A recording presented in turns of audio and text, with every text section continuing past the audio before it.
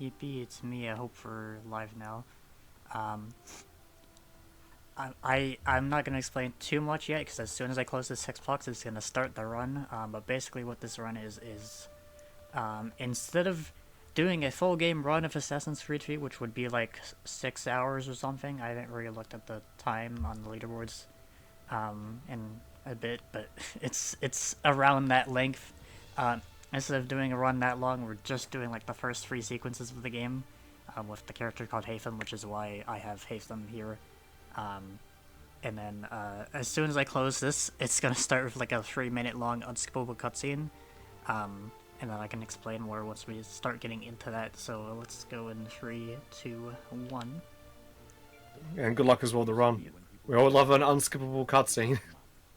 Yes. So this was like uh, the first game of Assassin's Creed to come out after like the Ezio trilogy. There was AC1, the very first game, and then the three games of Ezio and like the Italian Renaissance, which are like highly regarded as like the best games in the series because of nostalgia and because they're actually good and not what Assassin's Creed is now. Um, and then they went into this game because Ezio kind of finished his story and they were done with that. They needed a new character, and they were kind of trying to wrap up the series and then like shut it down and like finish it up and all that. But then Ubisoft was like, this series makes us too much money, so we gotta keep making more of it. So then this game was meant to be the last game, and then it just didn't. Um, but basically, if you don't know, Assassin's Creed is about like these two warring groups, these factions, Assassins versus Templars. Assassins are basically this group that are like, oh, we want free will for humanity, and we want people to make their own choices and have free will and all that. And the Templars are like these evil guys that are like, oh, we want free will, but we also want to be the ones that control humanity. Control the real. We want to be the ones that are in control of everything, and we want order, but we want to be the ones that do that. So it's like this whole free will versus order and chaos versus truth type of thing. You mostly play as an assassin in these games, but there is one game called Assassin's Creed Rogue where you do switch sides and play as a Templar. Even though that's mostly just marketing speak because they really are just an assassin in that game, but they just flip the names. Also, this is talking about how like the Doomsday 2012 prophecy, because that was the big plot point of Assassin's Creed back then, where the world was going to end and they had to find a way to stop it, and they did. But then they wanted to make more games, so there's more games after this, and there's a lot. Assassin's Creed is a big series. Have you finished every single game in the series, including all the handheld PS Vita, was it? Or I have not played a lot of the PSP? handheld ones, but I've played up to Valhalla. I have not played Mirage yet because I'm kind of like about Assassin's Creed nowadays because of the way that it's really not that great anymore. Um, and Shadows, which came out like 2 months ago, I can't play it even if I wanted to because I still don't have a PS5 yet, and my PC is not powerful enough to run it. So I actively can't play Shadows even if I wanted to. I might maybe get Mirage at some point if it's like on a sale or something, but I don't really have a high want to play Mirage right now. I'm kind of like burnt out on Assassin's Creed just because the series is not like that great anymore. AC3 It's was pretty hard to make a series that long as well. AC3 was also How do my you keep coming up first with ideas? one. When I first started getting into Assassin's Creed, one of my friends from school was like, "Hey, have you heard of Assassin's Creed?" And then AC3 was the one that was coming out around that time, so I was like, "Oh, I might as well try it." And then I played it for like a bit, and I was confused about everything because I was jumping in like halfway into the series at that point, and I didn't really understand. And then I tried it again a year later and just became too obsessed. So that I've been playing Assassin's Creed for like 13 years at this point. A tale as old as time. Yeah. I feel like most people who know me mostly for Xenoblade at this point because that's kind of the series that I've kind of moved on to after Assassin's Creed. But I still sometimes play Assassin's Creed periodically. Mostly just the old games. But we also have Desmond here. Desmond is like the main character of like the older Assassin's Creed games. The whole thing of Assassin's Creed, besides Assassins and Templars, is using a machine called the Animus to not exactly go back in time, but like relive historical moments and relive the memories of your ancestors. Because in Assassin's Creed lore, DNA stores the memories and lives of your ancestors, and you can use the Animus to relive those memories and not exactly go back in time. It's not pure like time travel. You're just viewing and reliving those memories. But the Animus is like a projection of what those memories were. Like in the first game, they call it a projector that renders genetic memory in 3 dimensions. Also, I should skip this. I forgot that this is where the skippable cutscenes start. Finally, I was too busy yapping about lore. And that's the only cutscene that's unskippable. The rest of the game is all good. Yeah. Good to skip. That very first one is the only one that's skippable. That's unskippable. In the Ezio games, you could you had to skip cutscenes by pausing and then hitting skip cutscene in the pause menu. But in starting Phase 3, you could just hold your circle button or B or whatever button it is on what platform you're playing on. Yeah. What happened? The temple triggered a bleeding. This is also unskippable, but this is not really a cutscene. This is just like in-gameplay dialogue, I guess. So naturally, you drop I can run around in here. I don't know. You'll walk and talk.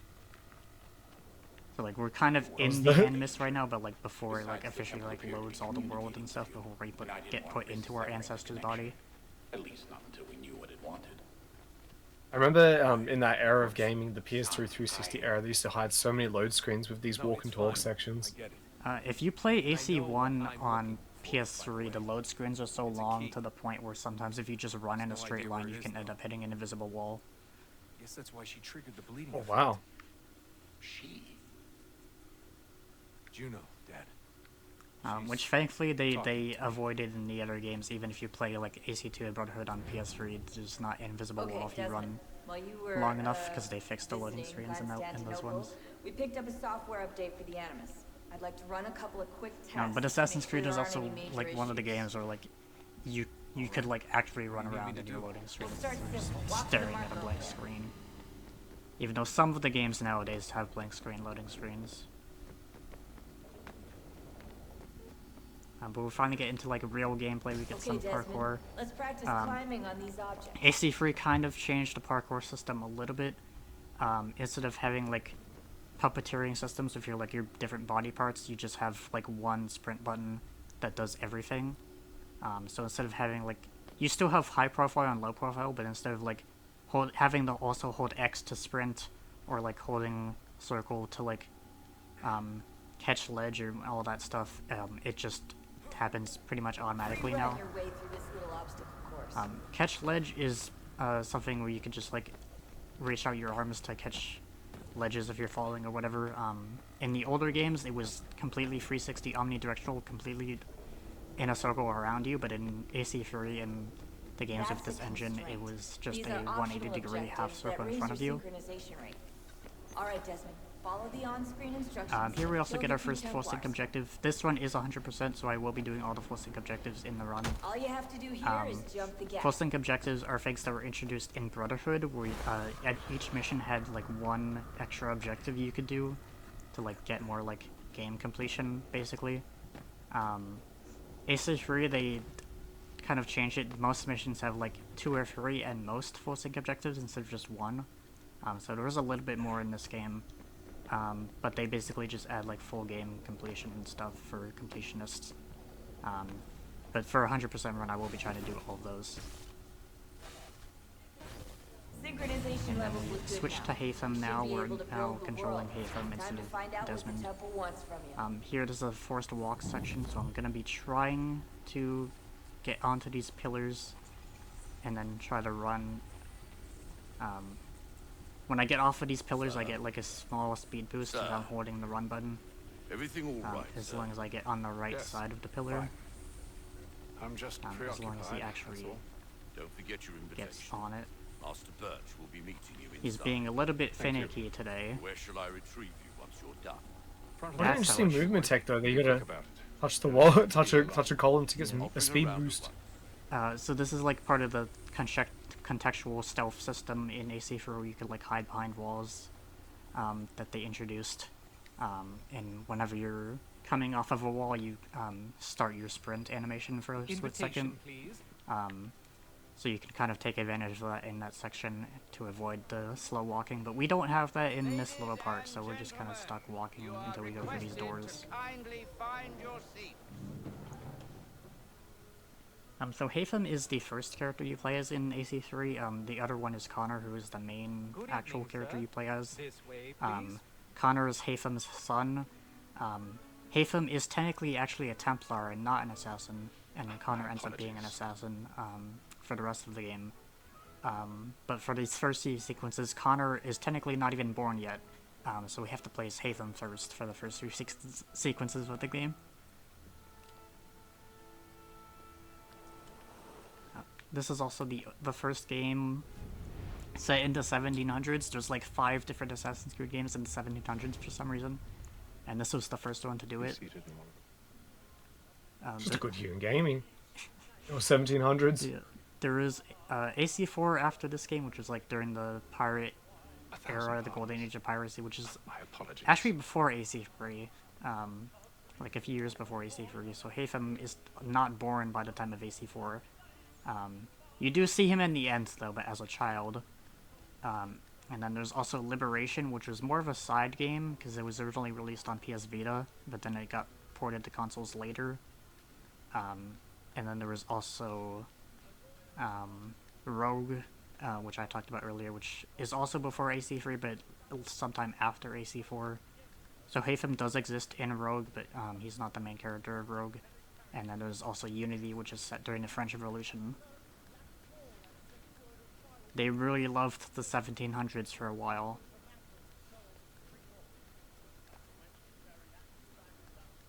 You have a dream decade or era you'd like, if they could, if you could tell them to go back and make the perfect Assassin's Creed game, what would it be for you? I think I wanted feudal Japan for a while, but they actually did that recently with Shadows, so I don't really know what I want now. Also, we get into lockpicking. Lockpicking is actually changed between the remaster and the original version. In the original version of AC3, you had to mash the button a few times to pick the lock, but in the remaster, you just have to press it once, which is actually a pretty good change. AC3 Remastered is like the only Assassin's Creed remaster that actually like slightly changes gameplay like that. There is also the remaster of the Ezio games for the Ezio collection. And there's also Assassin's Creed Rogue Remastered. Those two games don't really change much about them, but AC3 actually has like some minor gameplay changes and improvements compared to those two. I always find it interesting when when they do remaster a game, they like, because obviously they usually just copy paste the game and just up-res it or whatever. Like when they actually like change like a full gameplay mechanic, even something as minor as lockpicking or something like that, I think that's actually pretty cool, especially if it makes the game run better, flow better or something. We just killed a guy, don't worry about No, don't worry about him. it. Forget about him. If I did watch the cutscene there would be a child standing behind me that Haytham kind of shushes and like just avoids. That child is actually important. That child actually ends up growing up and he becomes one of the assassin recruits you can recruit later in the game as Connor through some like side missions. So there's actually a reason for that child to be there in that cutscene.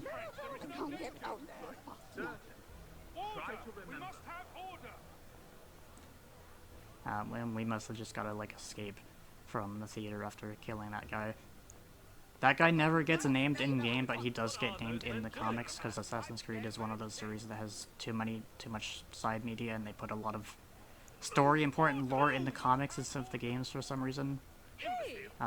Which I think is like a big contentious point among the fan base, because you have to kind of like read the comics to understand the games nowadays for some reason, which a lot of people don't like. And there's too many of them, and half the things I don't even like know, because I don't read the comics. There was a big thing where the early games were setting up like an antagonist called Juno, which is a member of the first civilization, which are a race of advanced beings that were on Earth before humans, and they ended up creating humans as like an early like slave workforce. And Juno was like a member of that race that basically hated humanity and wanted to like have control over them. And she ends up getting freed at the end of this game, and they were setting her up to be like the new big antagonist main villain of the series. And then they kill her off in a comic, and then she's never mentioned again.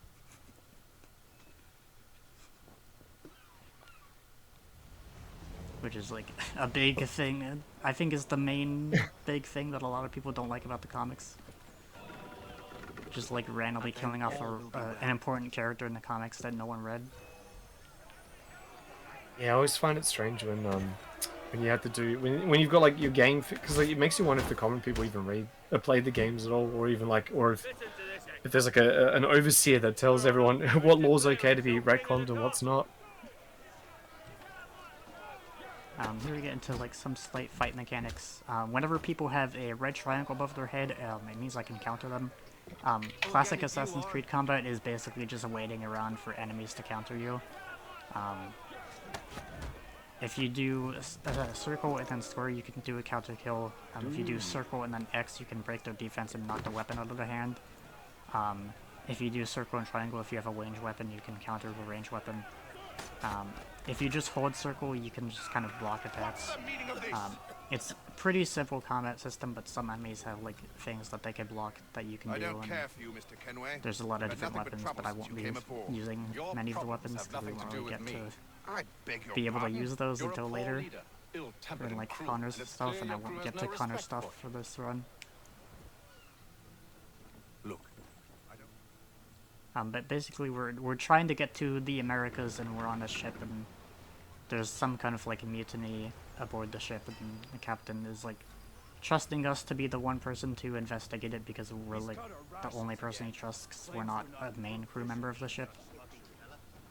And everyone kind of hates us. Make like your work. You there. I have some questions for you.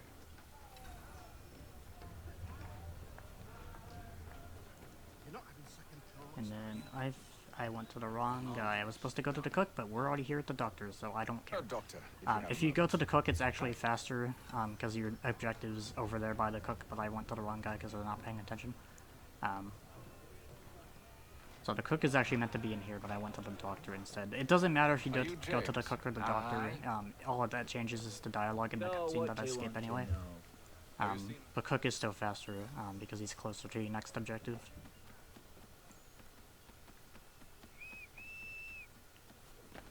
And then get off the beam, please.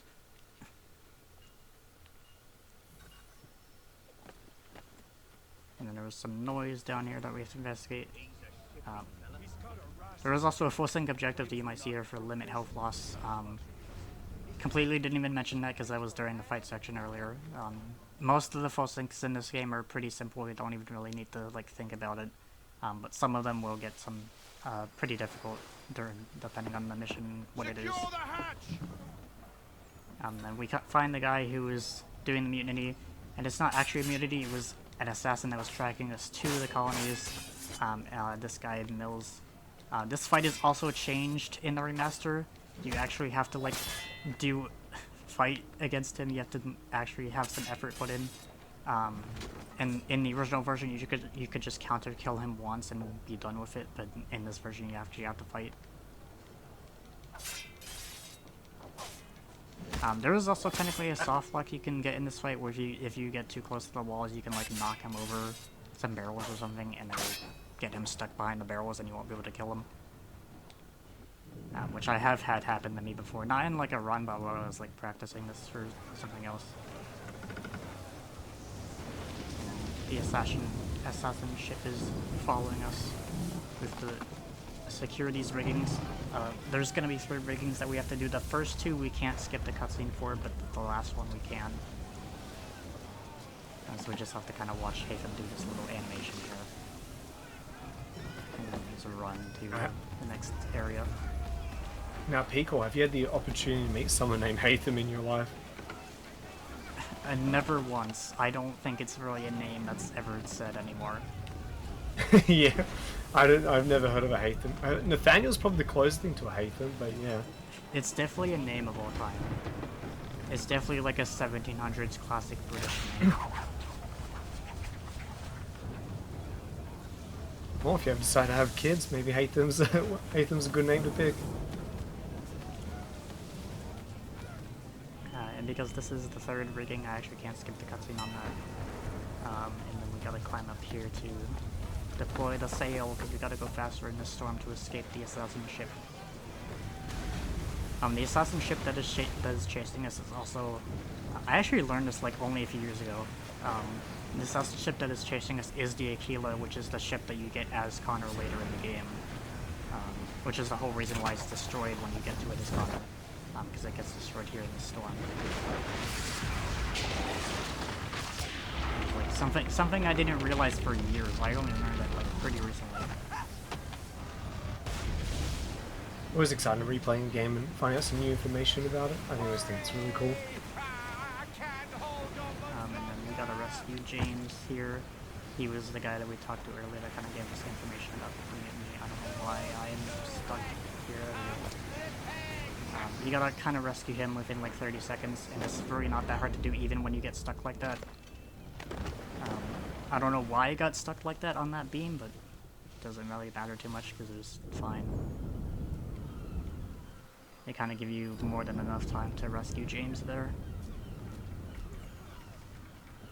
And then we also get to day 72, which is, if you know Assassin's Creed lore, 72 is a pretty important number because that is the passcode for the door in the Colosseum Vault at the end of Brotherhood, where Ezio puts the apple that you get at the end of that game as Desmond. And the apple is a special item called a Piece of Eden, which are like artifacts left behind by the first civilization after they all got wiped out by a solar flare. And they're like special artifacts that can like do special powers, like control people's minds or like make illusions or like change certain objects into other things. There's like swords of Edens that can like shoot electricity. There's like staffs of Edens that can like open special Eden vaults and whatever. There's a lot of they're not exactly magic. They treat them as magic nowadays, even though they're supposed to be just ancient technology. If you look like at like timelines of Assassin's Creed, you'll see that like the games start with like Assassins versus Templars, and then nowadays there's things like giant dragons and like giant like lava monsters and things like that, because Assassin's Creed just kind of goes off the rails nowadays. Which game has dragons and lava monsters? Valhalla, because they go into like Norse mythology, and there's like the Muspelheim people, and Nidhogg, I think, is the name of the Norse dragon or whatever. Yeah, yep. There's a DLC for Valhalla, which I think was actually a free DLC, where they introduced like a roguelike mode where you can like go through different areas, and one of the bosses is the giant Norse dragon that you have to fight. Because for some reason Assassin's Creed wants to fight dragons now instead of have assassins in it. But he's yet to reach America, and we're at the point now where we literally haven't had assassins in Assassin's Creed for like 10 years. I thought... Yes? Out with it. Forgive me, sir. I had hoped that I might study Charles under Lee you. here is our friend. He's gonna help us like no better mentor build than up our yourself. Templar order here in the colonies. He got Kind stuck of in a you to dog say, for a second. But I think you overestimate me. Impossible, We're not sir. meant to know This that we're way. Templars yet, Someone stop him! but you can tell that we're kind of Templars because we don't wear the hood, and we have the hidden blades, but they're not like Hatham's hidden blades. I think they like I think in the lore he like stole them from someone else. Boston's quite a lively We don't have like city. the classic assassin There's robes all and all manner that. of things to see and do. Once you've settled in, I suggest you take some So we're not time meant to walk know the that he's a Templar, but Who that knows he what is a opportunities Templar. you might discover. I mean, it gets revealed at like the end Fetch of a few things before we get his to work. sequences I'll here. arrange for horses while you do that. I mean, it wants me to bring up the map, but I don't need to because I know where I'm going. I've been playing Assassin's Creed for like 13 years, so like the games, at least the older games, are just like pure muscle memory for me. I can literally turn off the sound and put on like a podcast or something and just play the game with no audio and have no issue. Also Benjamin Franklin suddenly, because they gotta have those historical characters.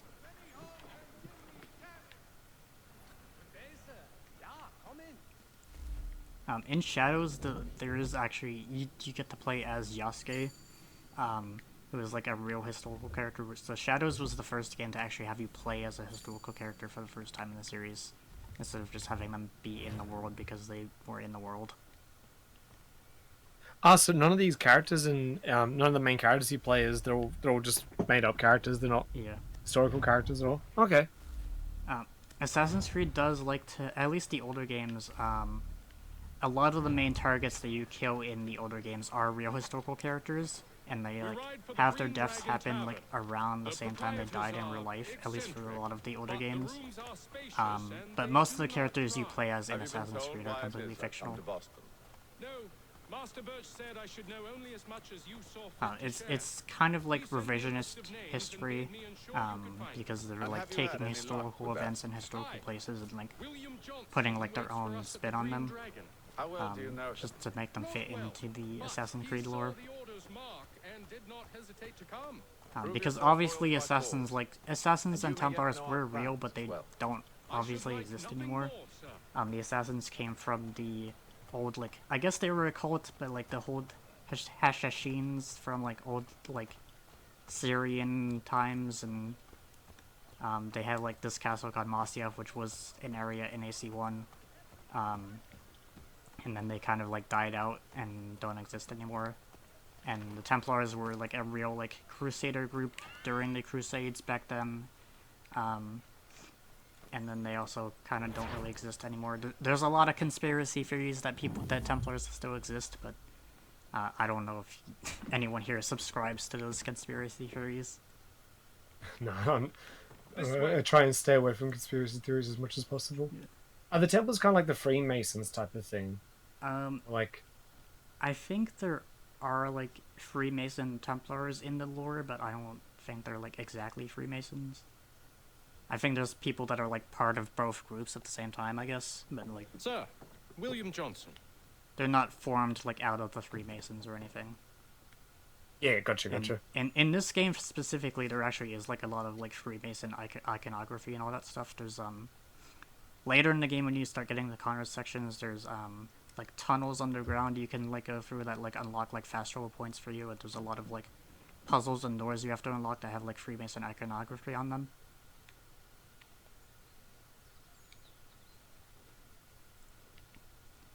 We met our first like Templar agent guy, which is William Johnson, and he wants us to, he has like a research that he's been working on for he has like a lot of like Native American connections, because we're trying to find something in the frontier that will lead us to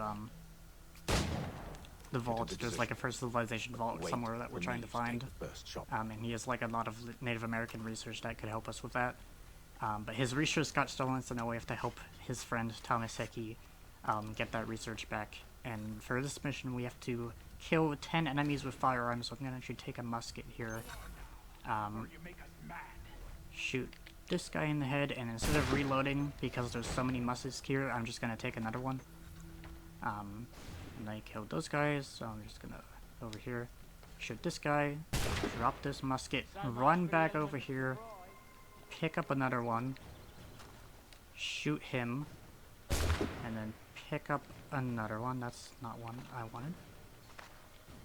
Shoot you, and I'm actually gonna throw you over there so I have time to pick up another musket.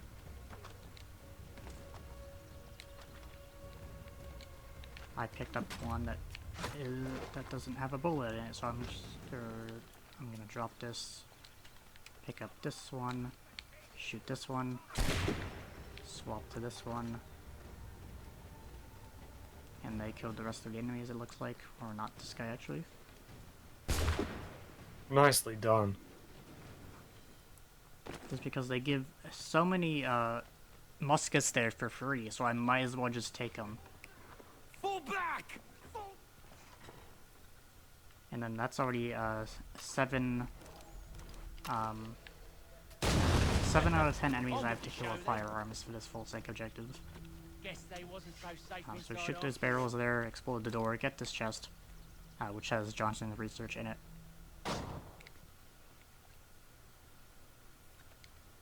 Shoot this guy, so that's 8 out of 10 already. And get rid of these guys.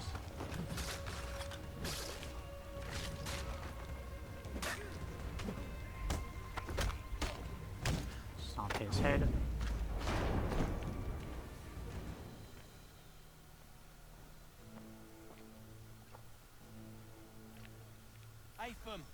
This one's got some shot on him. You might want to loot at least one of these guys because it wants me to do that first.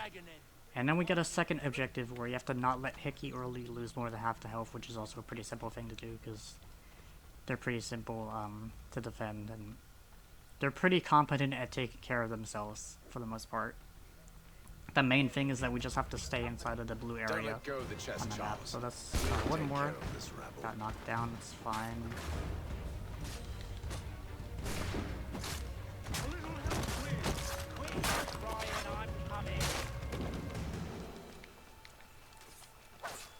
So does this Hatham character, does he play very differently to Connor, as you said you get later in the game? For the most part, they're pretty much the same. I think the only main difference is that Hatham can't run inside, can't run on trees in the frontier area, because Connor is Hatham's son, but Connor is also Native American. So Connor is like half Native American, half British. So he grew up like running in trees and all that stuff. So he can run in trees when you get to that part of the game, but Hatham can't. So I think that's like the only main difference between them. Once you get to Connor's section, you also can't play as Hatham anymore unless you like actively replay these missions. So once you finish sequence 3 and you get to Connor, Hatham is just like kind of locked out forever. And then we just kind of defend these guys. We'll never forget Hatham, right? He always sit in our hearts. You actually kill him later as Connor because of the whole war against the Assassin Templars. With Hatham being a Templar and Connor being an Assassin, Connor does end up killing Hatham later in the game. Which I don't think is a spoiler because he's like 12 years old. I think it's more than 12 years old at this point, honestly, because it first came out 2012 originally.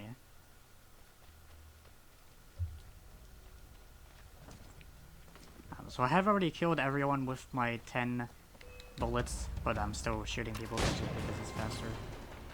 And Lee and Hickey can kind of take care of themselves for the most part.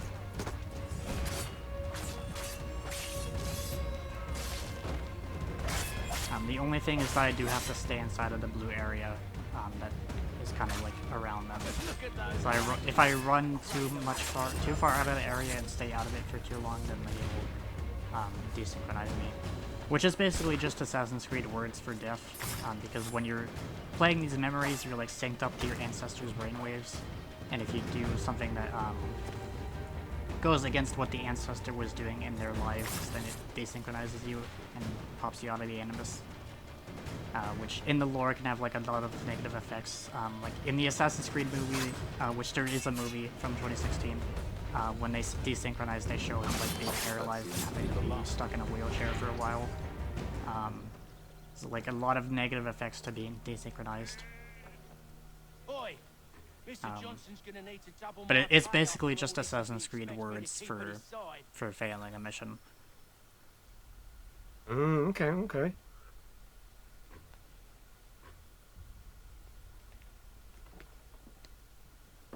So if you did a tier list of your favorite Assassin's Creeds, which how high would Assassin's Creed 3 be up there? Would it be like the A tier, B tier, C tier? Well, since it was my first one that I played, I feel like I have a lot of like nostalgia for it, so that probably bumps it up a lot more than other people.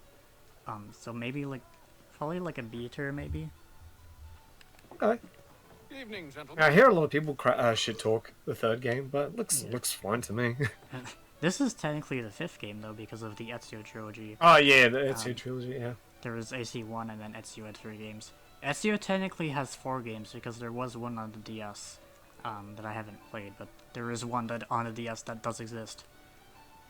But that one is like sometime during the events of AC2 that we don't get to see in that game. He goes to Spain and helps Christopher Columbus for some reason.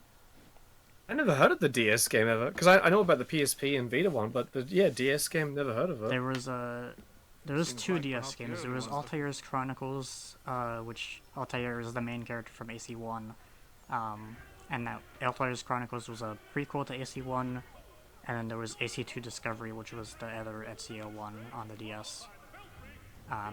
And then the PSP one was Bloodlights, which was another Altair game that took place sometime after AC1. And then the PS Vita one was Liberation, which then got ported to consoles at some point. Which is also included for free in the remaster of AC3. Which is Liberation Remastered. And then we get into eavesdrop stuff. Basically just stand in this circle of like audio waves and listen to these characters talk to like find out where this character is. We're trying to find Benjamin Church, who was another Templar guy we're trying to recruit. And he has kind of been taken by some British soldiers, and we have to kind of find where he is. Before he damages his reputation beyond repair.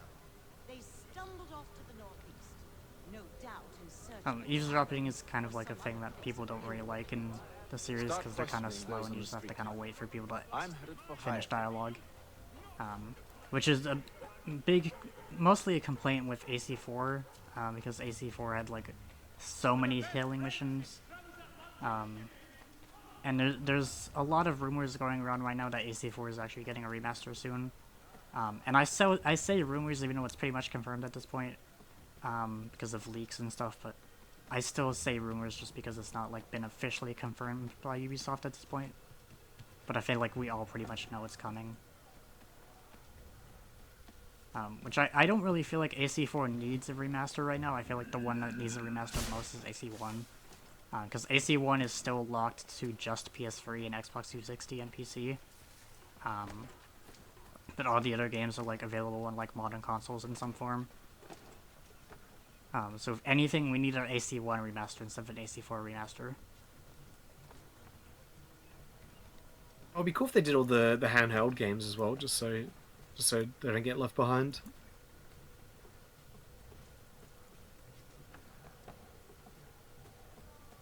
I don't really know if they care about the handheld ones all that much, just because like they're handheld and no one really played them all that much. I didn't even know the handheld ones existed until like years later, like a few years ago.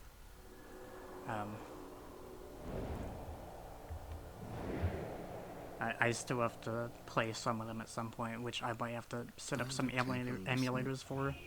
Good luck. One of those Also there we get the classic Assassin's Creed viewpoint. For some reason in this game they stand up perfectly straight on viewpoints instead of being crouched on them, and I don't know why. It's a little thing they chose to do. Viewpoints basically just like unfog the map and show like collectibles and like side quest icons.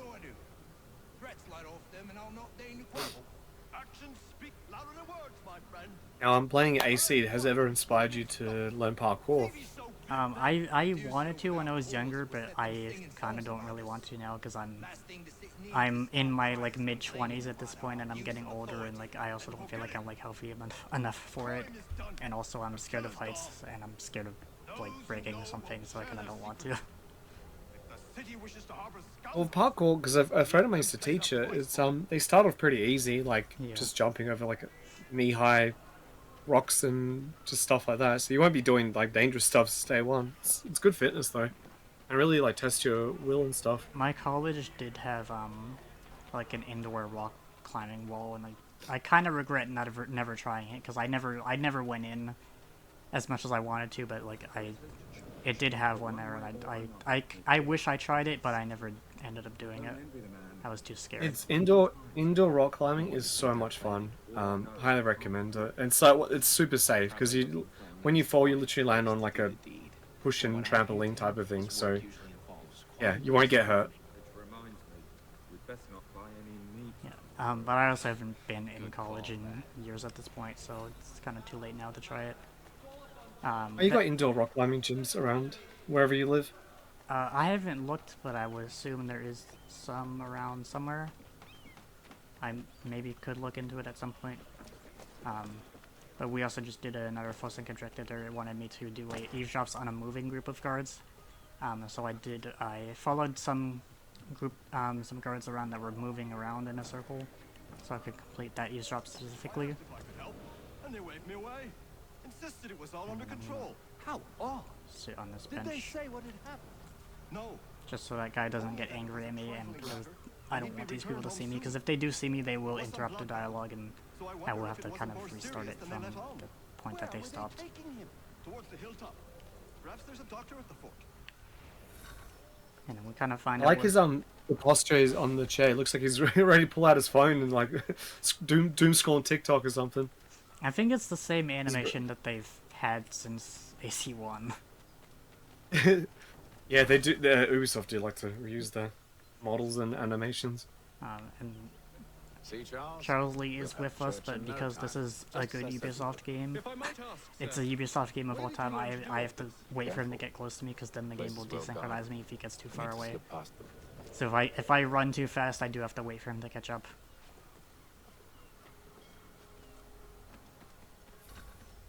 And he's not really as good at parkour as I am with Hatham here. So whenever I see stay close to allies, I know to like wait a second for him to catch up for a bit.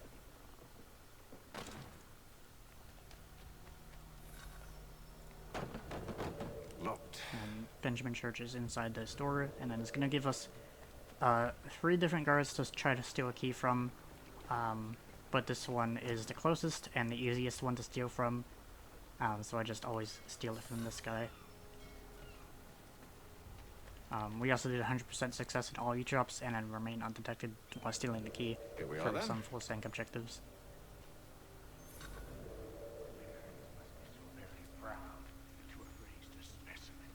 And then kill this guy. Charles is gonna get that guy. On me work. Just a And then quick kill this little guy. swipe. And there's a floating thing. There's like a floating rope there for some reason, because AC3. Yippee. Could at least remaster that rope out. Maybe they left it in for charm.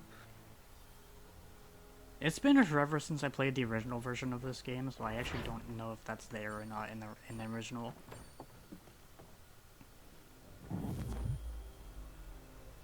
I should maybe play the original again at some point just for like posterity or something.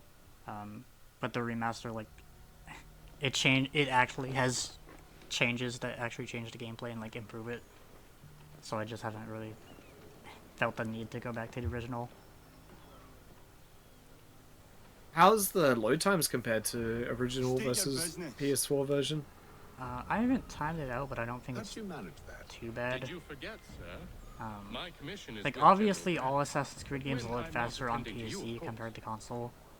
But I just play these games on console because I've always been a console gamer for my whole life, and I'm used to console, and I prefer console over PC stuff. But I don't think the remaster has too much of a difference between the original. A lot of the AC3 Remastered is also the only Assassin's Creed Remaster that's even available on PC. Because for some reason the Ezio Collection and Rogue Remastered are planning to only announce console, yourself? and I What did you don't hope know for? why they decided to do that.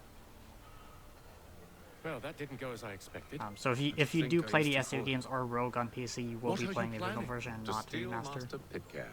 What? You'll see. There's also Oh, just good to know. disappearing Now, NPCs there for some When I reason. give the signal, you're to distract Braddock's patrol and lure them into a dead end. And then we got a classic Assassin's Creed tailing mission.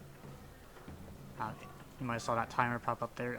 If during tailing missions, if they get too off screen, there will be a 15-second timer, and if that timer goes out, goes down, I will get desynchronized.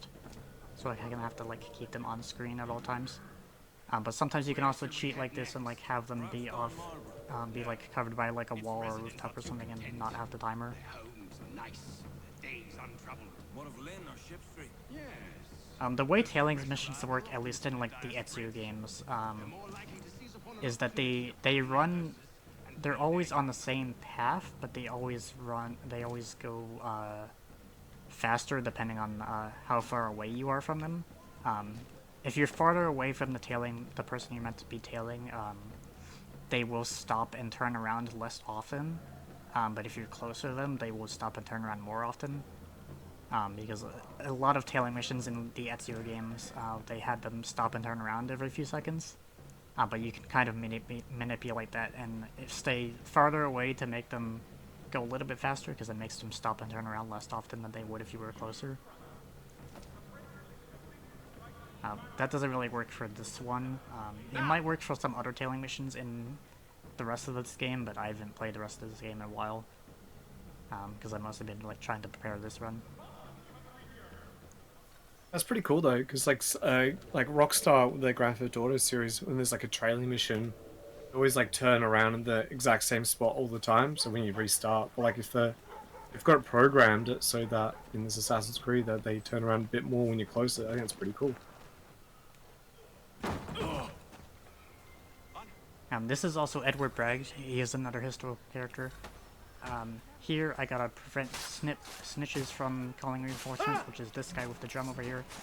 So as long as I kill him, I won't get reinforcements, and I also need to get a free enemy kill streak, which is actually kind of hard because kill streaks in EC3 are really bad, and enemies like to run away, like they kind of like disperse in a big group, and make it hard to get kill streaks, which I thankfully did there first try, but kill streaks in AC3 are kind of hard to do, because they kind of run too far away out of your range a lot of the time to do a proper kill streak.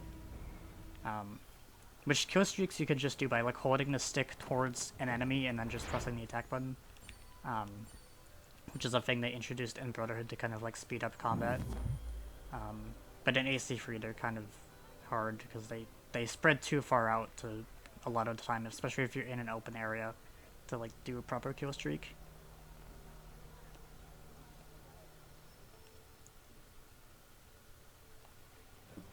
Gentlemen.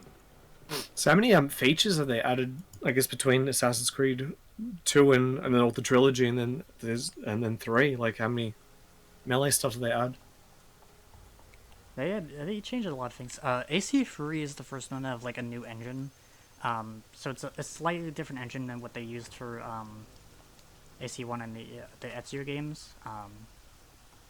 Which is why like parkour is kind of simplified, and there's no like puppeteering concept with like your empty hand, your armed hand, or your head, or your legs. And that's why there's like one run button instead of like two, because it's a different engine. Assassin's Creed likes to simplify itself, and a lot of the later games tend to strip out features, and they like to experiment with things, but then never bring them back. For a lot of reasons, I think. I don't know. They strip out some things, but then add other things, and then change a lot of things in each game, and then a lot of it doesn't make sense. Do you know anything of Silas' operation? Like in Syndicate, they completely get rid of your jump button, and they don't let you run off rooftops if falling off the rooftop would kill you. They just like outright stop you with like an invisible wall, and they force you to slowly parkour down. Sir, we've enemies ahead. Shall I engage them? No. Let Jonathan and Thomas take care of it. Get into this fort. We're trying to save some Native American slaves, and we've taken the British soldier outfits to kind of sneak into the fort so we can do that. So be it. This other Native American here is Zio, which is gonna be Connor's mom, so they're gonna hook up later.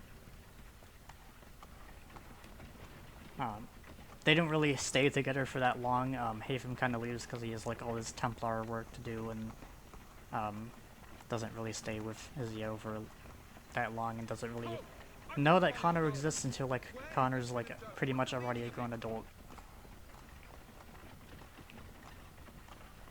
AC3 is kind of a confusing plot for a lot of stuff.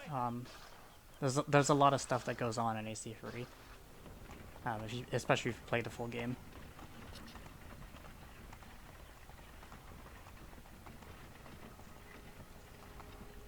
Oh, we got gonna stop this dog from investigating us. AC3 was the first one to have animals and dogs that you could fight against and kill, and dogs are not really that common, but there are some enemies with dogs that they will start detecting you from a longer range and like kind of follow you. There's even dogs in cities where they're owned by civilians, so they don't attack you and you can pet them. Of course. So you can pet the dog in AC3, but there also are dogs that want to fight you. Only say the word, and I'll cut them down. Engage the enemy. Come on, then. Looks like you're to meet the Reaper.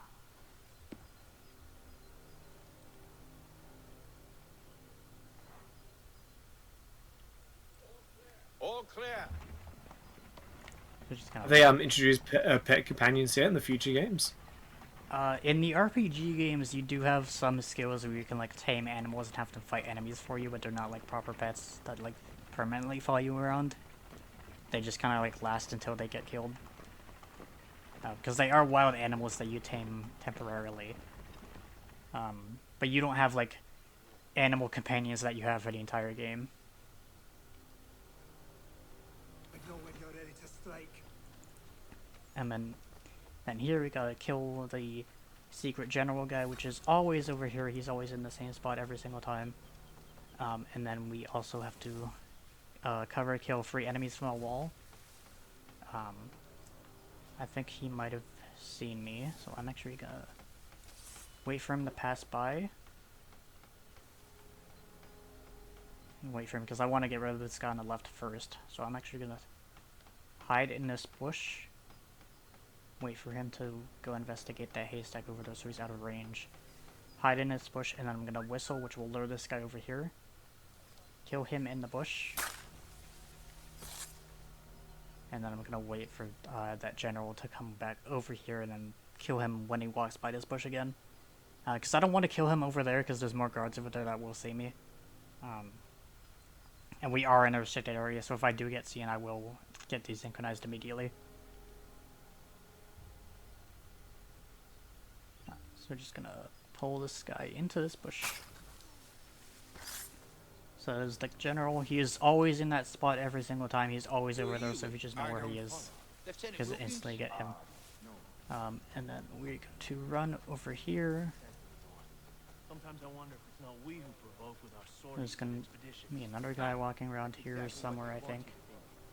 Such a shame. There's The that guy. colonies are meant to be an opportunity, So I'm gonna get not another behind this war front. box over here, and he's gonna spawn. He should walk this way. No, when he walks this way, whistle, and then pull him behind the crate here for my first corner cover kill. The weather in And Boston tree was not these fair. guys right here. Imagine if you could just be strong enough to punch off a lock like that. Wouldn't that be That's so crazy. good? Usually, most people use a gun to shoot it in video games, but to punch it, that's impressive. So I think there's another guy over here somewhere. So he's gonna see me for a second. I know when people see me because they have those triangles that pop up above their head. That is a thing called SSI, which is like kind of an SI.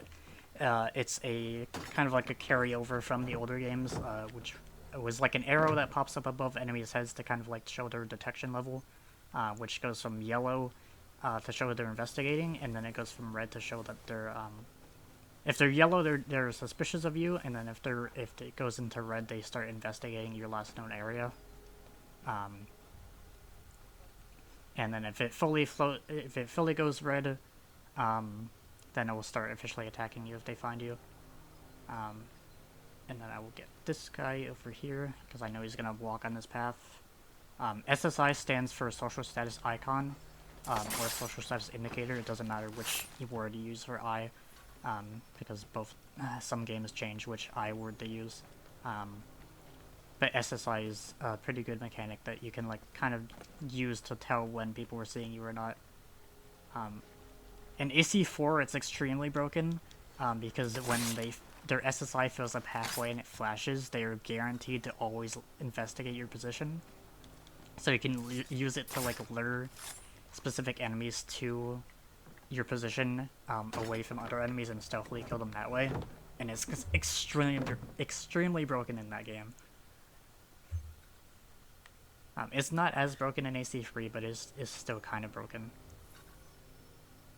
Yeah, with all these talks of stealth games, did you ever play the Hitman series or Metal Gear Solid? Like, try other stealth games I out? wanted to try them for like years, but I've never gotten around to it. I've mostly just pretty kind cool. of, like, stuck on Assassin's Creed. Very different. Metal Gear Solid's got a really great storyline, and all the story, like, lore expands. I do know that One can Metal do Gear story. Solid 4 has like a 2-hour long cutscene.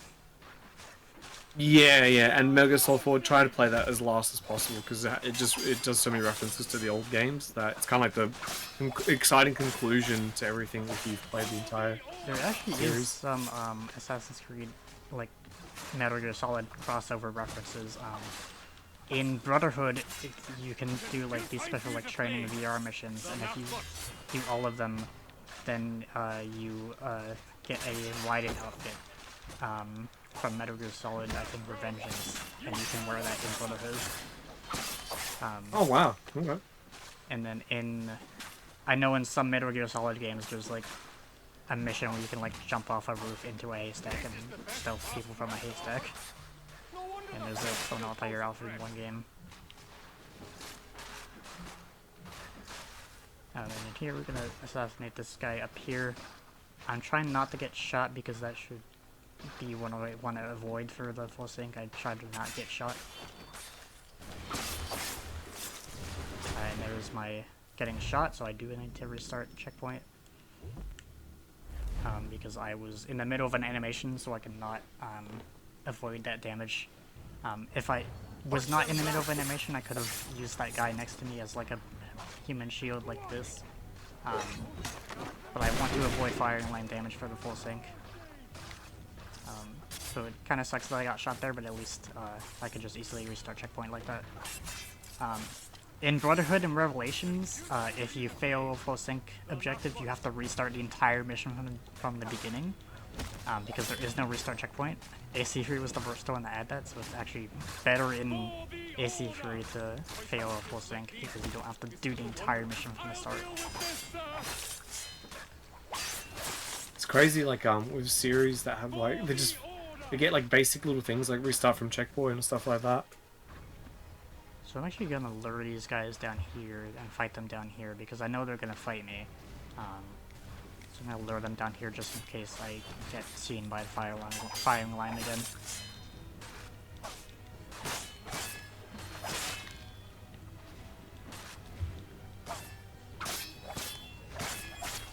So go to this guy and then avoid the firing line over there. And then see if I can go up around this way. Climb up here, aim. Okay, oh, there's another shot again. I didn't shoot fast enough, I was trying to get a headshot there. Push them back. I don't know if I've ever failed this mission this many times, but firing line damage is kind of mean in this game because a lot of times you don't really have time to react to it. Or you're like too busy in the middle of another animation that you can't cancel out of it to do the hand shield thing. So again, I'm gonna lure these guys down here by this beach.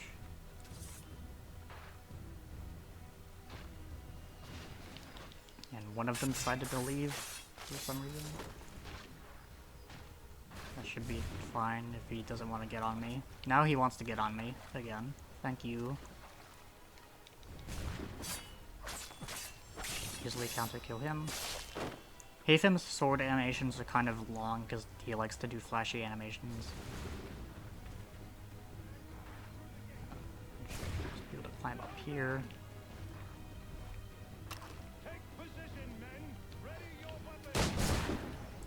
I failed the full sync right after I killed him, so I might have to restart from the start because I feel like that's gonna fail me because it happened after I killed him. So guess what we gotta do? We gotta do this entire mission. Oh no. Gentlemen, I don't know why it allows you to get shot after you kill him there. So this might end up going after overestimate for that because this is kind of a long mission. That happened to me in my submission video too. I shot him and it made me fail the full sync. Actually, I'll just do some housekeeping here. Just letting you guys know, Final Fantasy IX run is up next. We do have a donation goal to be able to pick the Final Fantasy IX character names. There's a few themes that we're gonna that we can choose between. An old Star Wars run, all the characters named Star Wars characters, or maybe an old Sid run where every character's named Sid, just like it, which would make the game very confusing to play. But yeah, feel free to jump in, supporting a wonderful charity as well, called Support the Girls. And yeah. Do you know anything of Silas' operation? How many men we might expect? The nature of the defenses? This whole long waiting section You must again. be rather important to him if you were given your own escort. sir. Another thing that changes with No. AC Remastered, I Let think, is Jonathan and Thomas the take reason care that's of it. screwing you with As my you wish. aiming at the end of that is because in the original version, when you aim, I it wish just you'd has trust it like us. just shows the Though I reticle suppose it's on only natural screen. for you to be wary. But in the So be it. Remastered, it actually like has you aiming, physically like aiming the weapon, rather than just having the reticle on screen. Because in the original version, you only aim after you shoot the first time, and it just has the reticle on the screen. So I think that's kind of like screwing with me because I'm still kind of too used to the original version. It's also kind of bright, so like the reticle is also really small and tiny and white and kind of hard to see in the bright lights when I'm trying to shoot that guy. I think you're doing a wonderful job. Engage the enemy! Like, even though I have been playing this game for, like, this series for like 13 years, there are some things that can still kind of screw you over like that. Just if enemies decide to be mean. Because you can never really tell what the enemies are gonna do half the time. So you gotta love Ubisoft AI.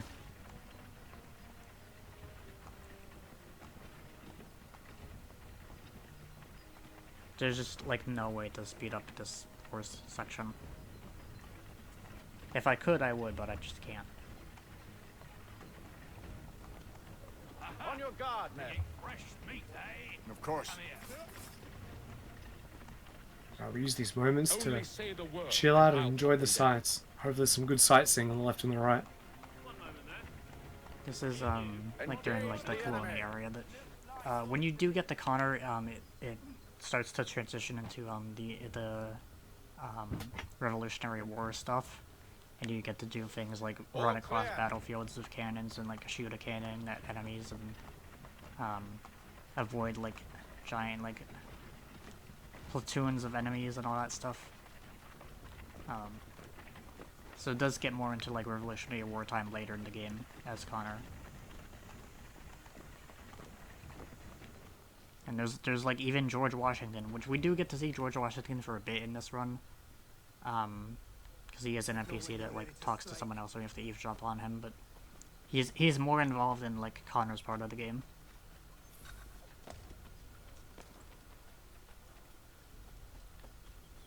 So just get back into this bush. And he's in a good spot. Oh, that alerted him instead of the other guy.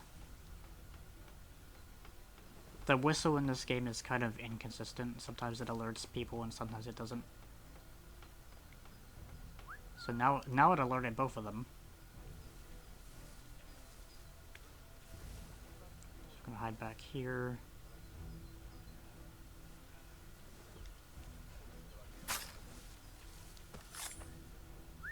And then whistle again. Now he's not hearing me at all. Now he's coming. Nope.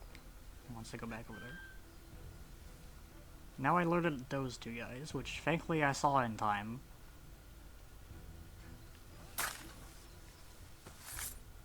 Killing that guy can be kind of weird sometimes, because sometimes the whistle doesn't alert him, or like alerts random people, or Lieutenant Wilkins? he just doesn't hear it. In Rogue, whenever you whistle, they actually add a, like, whistle circle that shows the range of your whistle. Which was the only game to have that for some reason, which I wish they had any other games. Be an opportunity, not another war front. Oh, why do you think they took the feature out? I mean, Rogue was after AC3, so they added it after AC3, but for some reason they didn't add it in the remaster. I must say, the weather in Boston is much fairer than back home. Wait until winter. And You still feel the same. Or summer for that matter. The heat and wet suffocates a man. Andy, you... so that's another thing with the whistle. For some reason it alerted someone else, and it didn't alert the guy that I wanted to alert. And the AI is being weird today.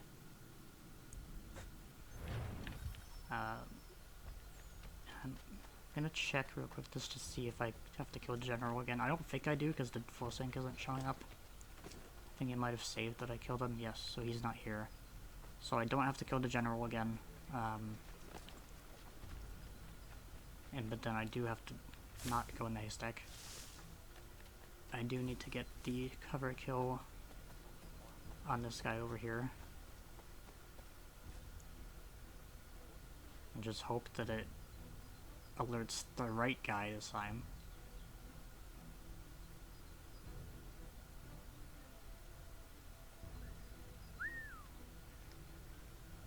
I think it might have alerted someone else again, so I'm gonna do this quick. Nope. It alerted like 4 different people. Or like 5 different people. I think I'm doing it too early, but it's alerting other people for some reason. It never alerted someone else when I did this the first time, so I don't know why it's suddenly alerting everyone else. Oh, but it did save the corner spot cover kill though, so I guess that still counted. So I might be able to just skip that and kill this guy from the bush. Or he's not even here.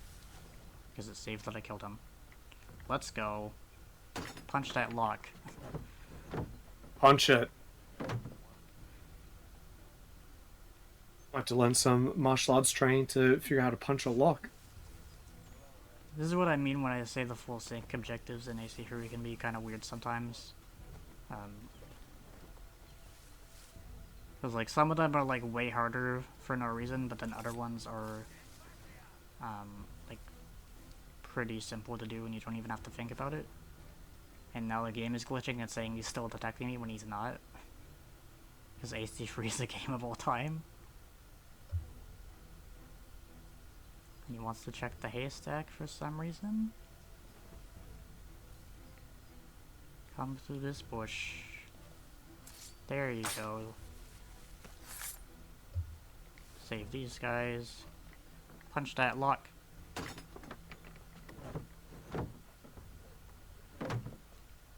And then I gotta get 2 more cover kills. Which I'm gonna do the same way I did before, which should not break on me as badly as the other one. Because I don't need to whistle for these guys. I got here too late, so I'm gonna run back here so it can reset his pathing. His SSI thankfully did not fill up all the way to red. I think like it was like a split second away from having that happen. So he thankfully did not follow me all the way back there, but even if he did, I probably still could have got the cover kill on him.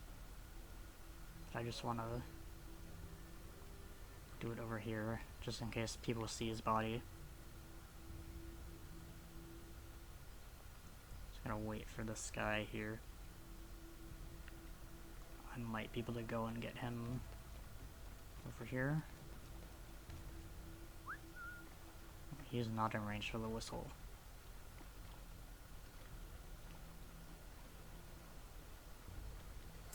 So there's 2. And then on the ship should be the last guy. I think he's around this box here.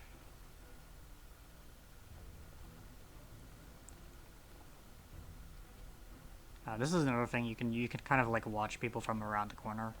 Use the the trick of the third-person camera to see people. Yep, definitely use that in Uncharted a lot to the hardest difficulties.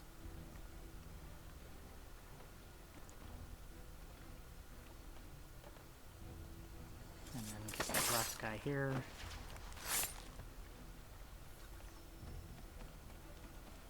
And then punch that lock.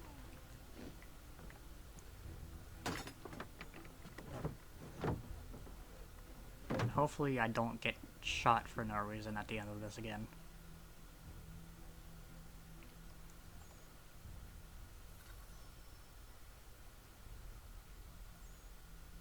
There actually is, with the side quest with Connor, there is actually a, another special piece of Eden you can get from side quests to actually, like, stop you from getting shot half the time.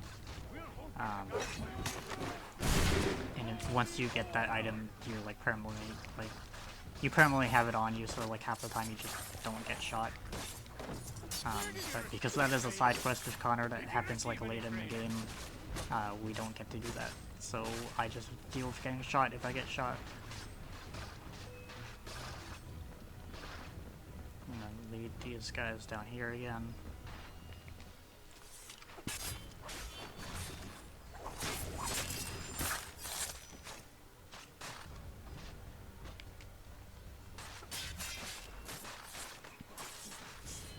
And then those guys are busy fighting. I don't want to go up there because I get shot again.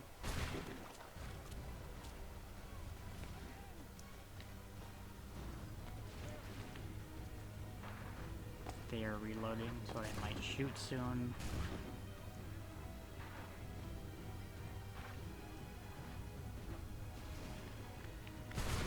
Shoot.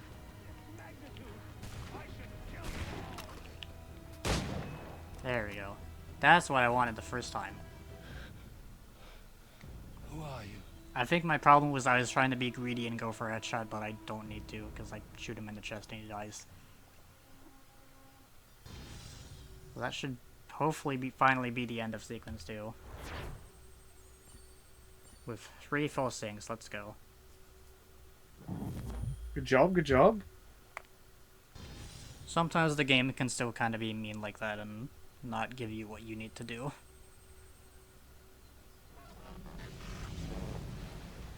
There's one mission with Connor with the ship stuff, since this game was the first game to have like ship combat.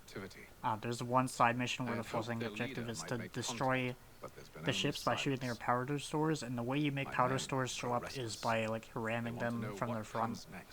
But the problem is that you have to do it with both ships, and there's only 2 ships, so you only have 2 chances, and it's a random chance depending on if the powder store shows up when you ram them or not.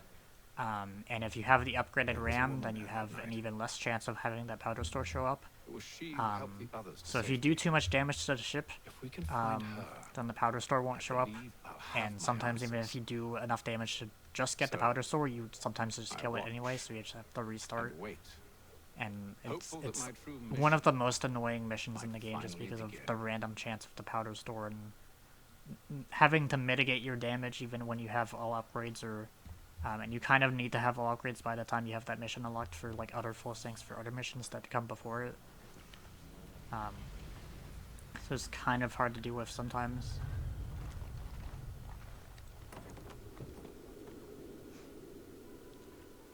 A long time ago, like a few years ago, I did make like some old videos on YouTube showing off like some like really annoying full sync objectives in some of the games.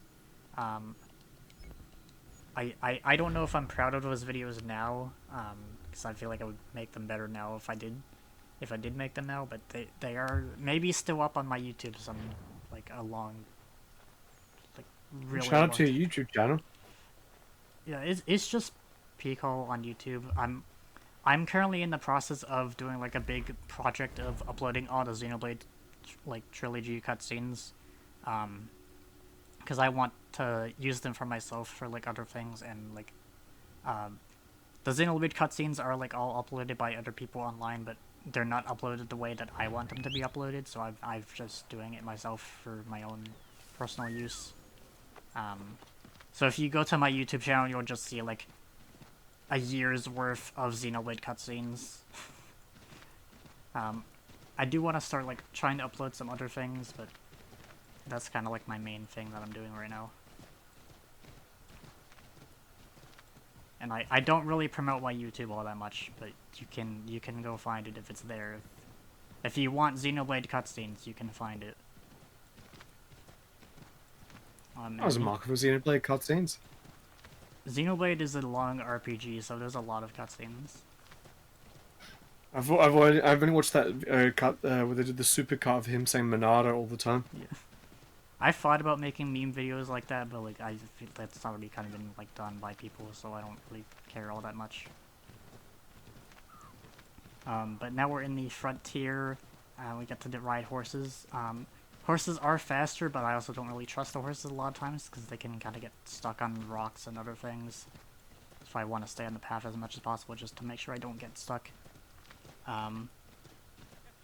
We're also in winter, so there's snow. This was the first game to have like seasons and stuff. Not like full seasons, it's mostly just like winter or not winter.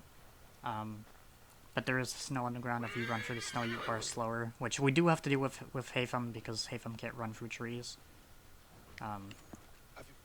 And the winter only like happens during like certain parts of the game.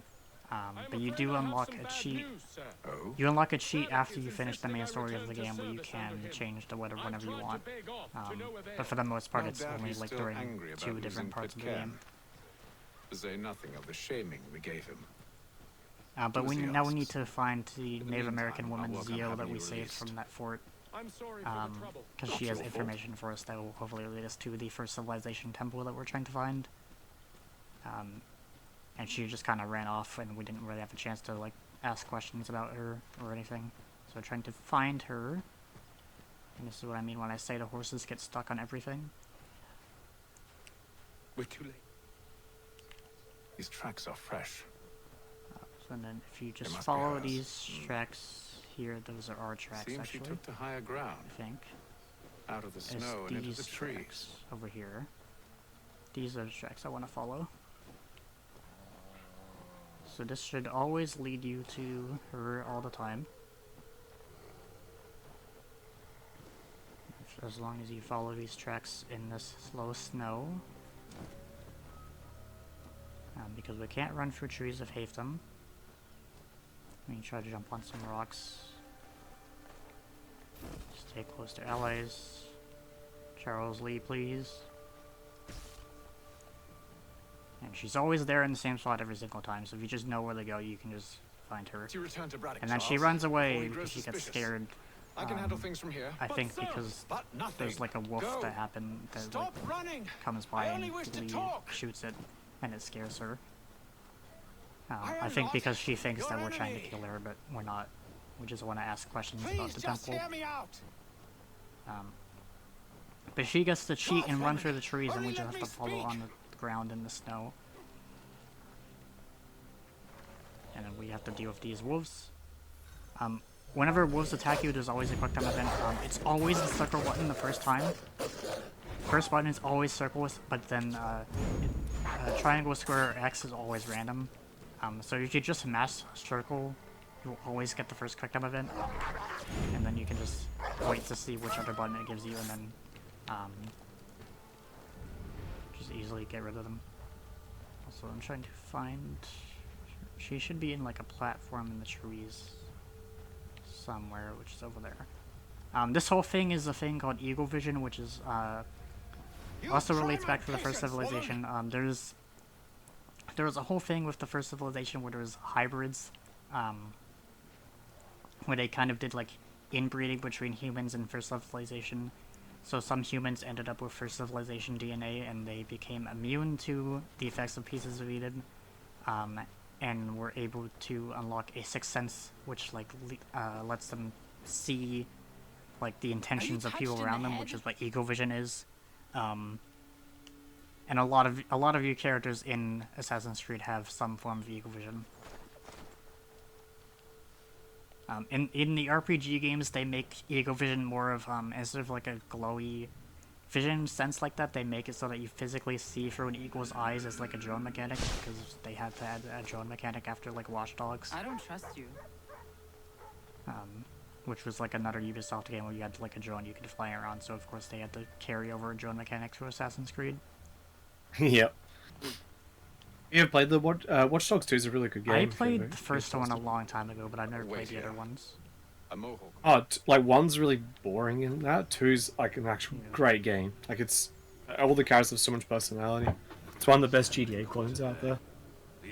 Especially if you do like a because I always thought like the characters you play in Watch Dogs 2 were like quite nice people, like they wouldn't murder anybody, so I did like a no kill run where I'd purposely stealth through everything and yeah, never shot anybody dead. I played the first one so long ago that I barely remember anything from it. I might play it again at some point, but I don't really know if I want to right now. I'm currently in the process of replaying The Last of Us Part 2. So I'm kind of like playing a lot of games right now anyway. Wonder what Braddock intends to do. What?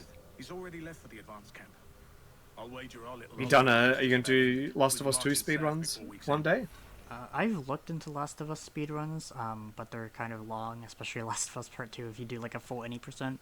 There is a split between like Ellie and Abby percent for Last of Us Part 2, but they're also still kind of long. They're like still 3 hours each of them.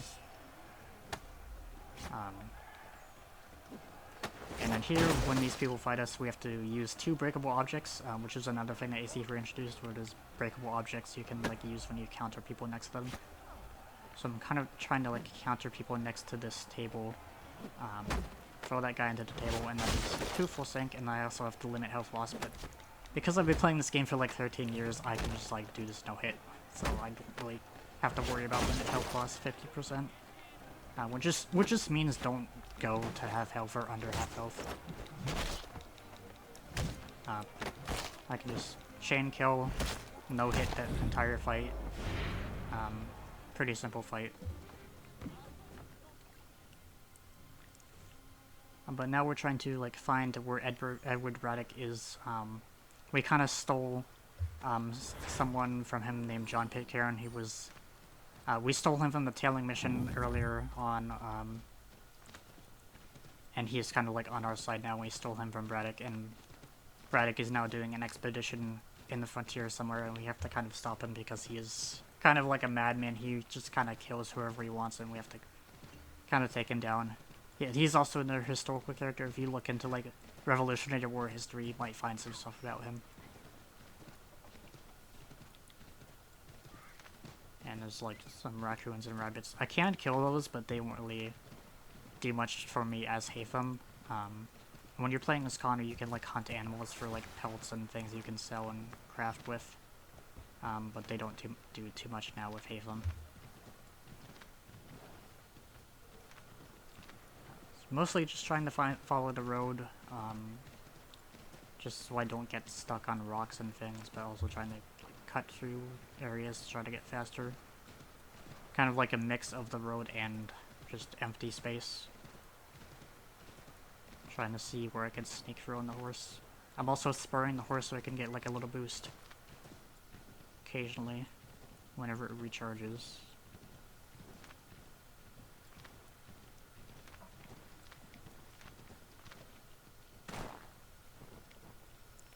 So we have to infiltrate this fort to kind of find out where Braddock is going.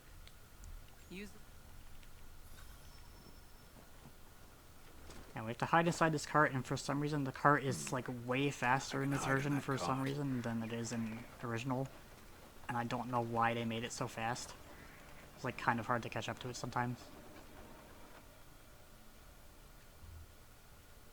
What's in the wagon? There's probably another way to sneak into this fort without hiding inside this cart, but I've just always stayed inside the cart because that's kind of that kind of wants you to you do. don't really have a chance. If you went straight for it, and he still almost like barely did make it. Like, I don't know why they made the cart so fast. There's no reason to make it as fast as it is. It's kind of funny though. Like, I guess because they wanted to speed up this section, but like, it's sometimes hard to make it inside the cart. Those cannons are like to cause trouble. And now inside this restricted area, we're forced to have notoriety level 2, which means that as soon as people see me, they're gonna start investigating my entire last known location instead of having to wait for their SSI to fill up, they just investigate automatically with notoriety level 2. And then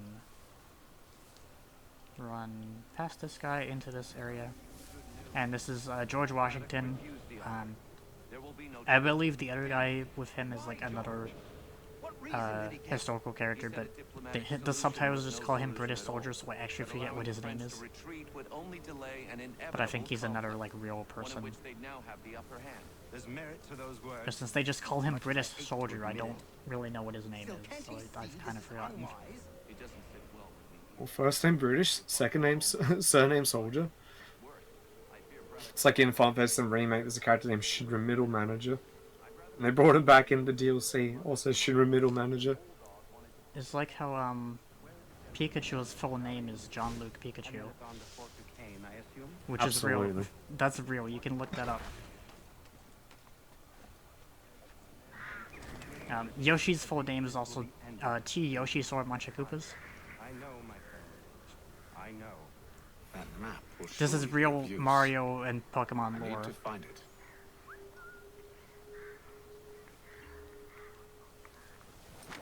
So this area we want to not kill anyone with a weapon, so I actively chose my fist instead of my hidden blade there. Steal this map. And then there's another guy up there, so I'm gonna wait for him to do his pathing.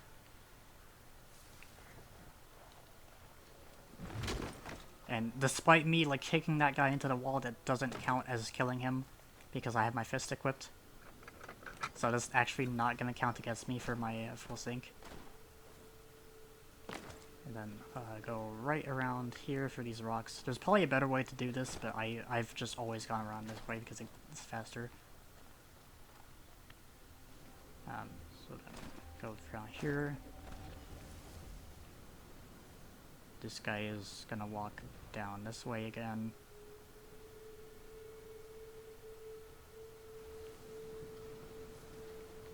Get rid of that guy, sabotage this cannon. I don't know what the point of sabotaging these cannons are. It's just what we have to do for the full sync. Get rid of this guy. And then just run out this way. And then hope that those guys don't see me. Now that I'm out of the restricted area, they will only start at SSI level 1 at yellow instead of red. And then just run back to 0 over here.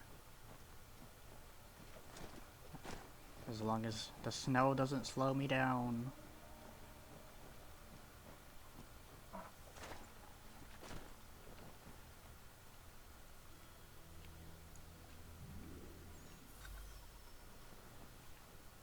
This is also another thing. Whenever you finish missions in AC3, you kind of have to wait for this mission complete thing to show up, and you can't see your map at all whenever you're waiting for that, so I kind of have to wait to see where to go.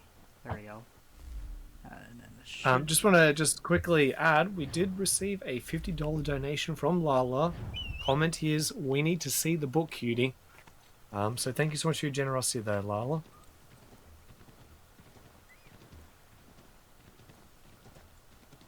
So these guys are not gonna care that I exist. Run straight through this bridge. I think this bridge actually shows up again during one of the side missions with Connor. There's side missions with Connor where you can do like folklore related stuff, and one of them relates to the Headless Horseman.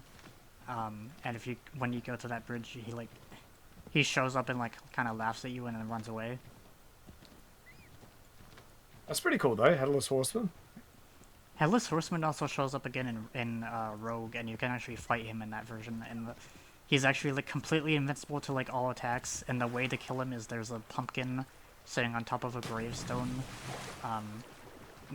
next to the church that you spawn him at. And then if you shoot that pumpkin, then it kills him. But he's completely invincible, completely otherwise, unless you shoot that pumpkin. So he actually shows up in Assassin's Creed twice, technically, but he's like kind of an Easter egg in both. Call my horse again.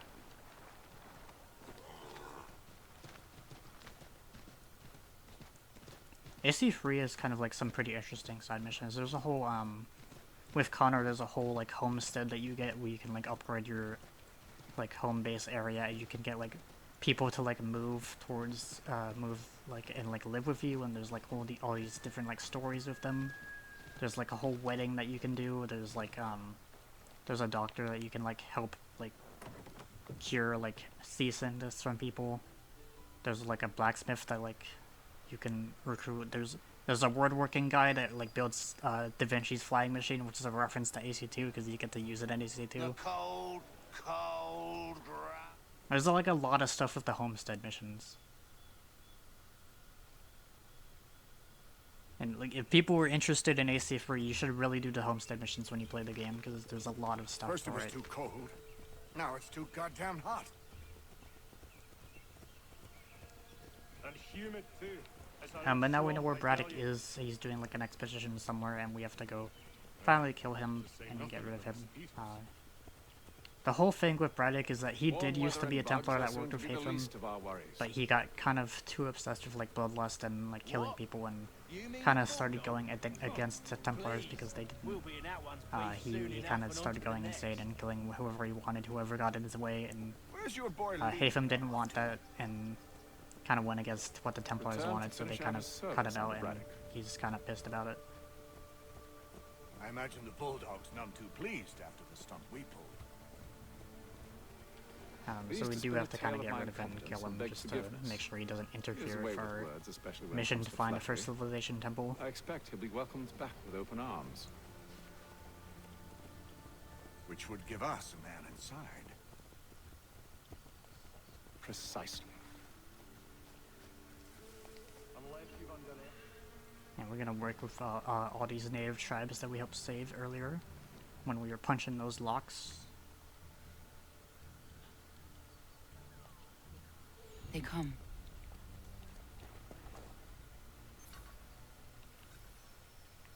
And then here we have to kill two of them without triggering open conflict. So I'm gonna wait for this guy to spawn over here.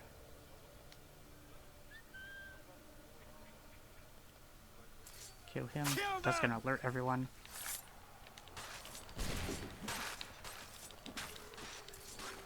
And then I got the double kill there, so that's two. Open conflict was triggered with the NPCs because I killed that one guy I was supposed to kill, but it didn't trigger from me specifically.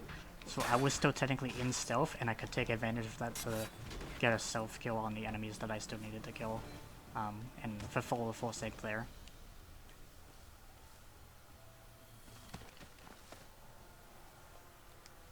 And again, we steal another British uniform. I don't know why you do this like 2 different times as Haytham, but sure.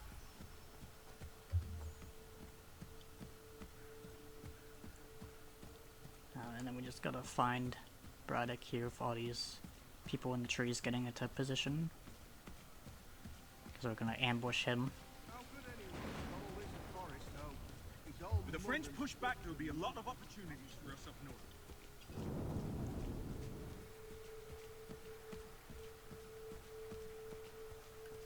So Braddock is all the way over here. You mean, sir? You are. And Braddock's gonna get scared and start running away, and we have to blow up 3 different barrels here. There is no way to kill him, even if you do catch up to him, he still has to run to the end area. So even if you do catch up to him, you can't kill him early. But we have to destroy 3 different powder carts here. So there's 2. I don't get stuck on this one. And I don't want to spur my horse to get a boost because I know that there's going to be another one and I don't want to run too fast and miss it. So even though he kind of is getting away, I'm still close enough to where I don't have to do it. So there's a 3rd powder cart, and then I can just run and boost my horse to catch up to him.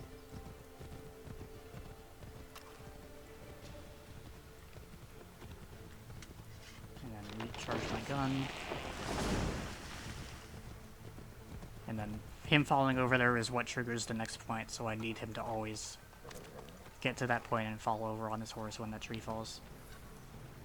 I don't deserve this! And then, instead of catching up to him, I'm just gonna shoot him.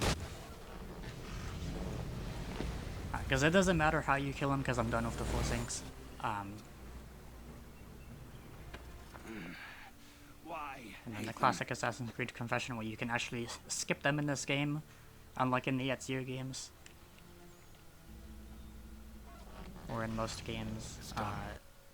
And then we finally find the first civilization temple, but we actually don't have the correct piece of Eden to unlock it. You might have saw in the beginning when Desmond put the apple of Eden in the hole. That is the piece of Eden that you need to open the first civilization temple. But Haytham doesn't have the apple of Eden. He has a different one that actually opens a door that's already inside the temple. So he has the wrong piece of Eden, and he doesn't know that. So even though he does find the temple, he doesn't know that he found the temple. So he's kind of sad about it.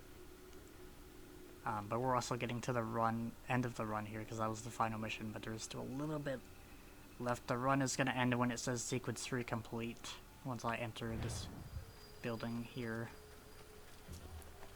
It's the last, and we don't see Haytham ever again. He gets killed, right? Said. There is a part of the game where you work with him before you kill him, but you do end up killing him as Connor. And then sequence 3 complete this time. Fine. So I'm just gonna pause before it starts more cutscenes and stuff, because it's gonna immediately go into Connor's stuff. But yeah, that's AC3 Haytham percent. I know we went a little bit over because I failed that mission like twice. But hopefully that was like kind of a good showcase of a shorter run for AC3 that's not like a full 6 hours long. I was gonna say, how long are like the other AC games? Are they all like roughly 5-6 hours if you try to speedrun them too? AC Rogue is the shortest one, around like 3 hours, but 3 hours is still pretty long. Yeah, that is long.